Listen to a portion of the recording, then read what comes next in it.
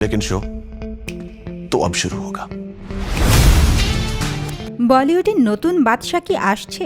শাহরুখ খানের ছেলের হাত ধরেই কি শুরু হতে যাচ্ছে এক নতুন অধ্যায়? ঠিক এ নিয়েই এখন উত্তেজনা চরমে, কারণ প্রকাশ্যে এসেছে আরিয়ান খানের প্রথম web series the bats of Bollywood এর টিজার। আর এক ঝলক দেখেই দর্শকেরা ডাকতে শুরু করেছেন ছোট বাদশা। ये थोड़ा ज्यादा है और है किस बारे में? बॉलीवुड।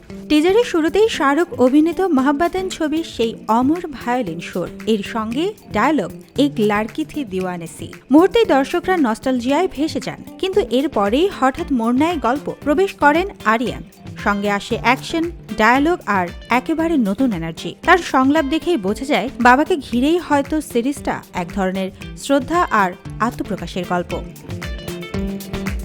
টিজার মুক্তির পর থেকেই সামাজিক মাধ্যমে আলোচনার ঝড়। কেউ বলছেন একদম শাহরুখ খানের মতো, আবার কেউ মনে করছেন আরিয়ানের ডেলিভারি বাবার থেকেও আলাদা, আরও আধুনিক। শাহরুখ পুত্র এবার নিজস্ব স্টাইল নিয়ে হাজির হয়েছেন।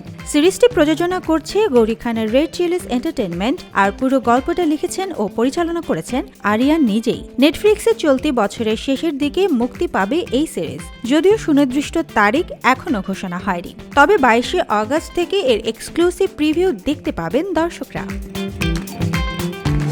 বলিউডে শাহরুখ খানকে বলা হয় কিং খান, কিন্তু এখন প্রশ্ন হলো কিং খানের ছেলেও কি হতে যাচ্ছেন বলিউডের নতুন বাদশা? দ্য ব্যাটস অব বলিউড মুক্তির পরই হয়তো জানা যাবে আরিয়ান কেবল কিং এর ছেলে নাকি একেবারে নিজের আলাদা জায়গা করে নেওয়া নতুন প্রজন্মের আইকন। সুবর্ণা মেইজাবিন, দেশকাল নিউজ।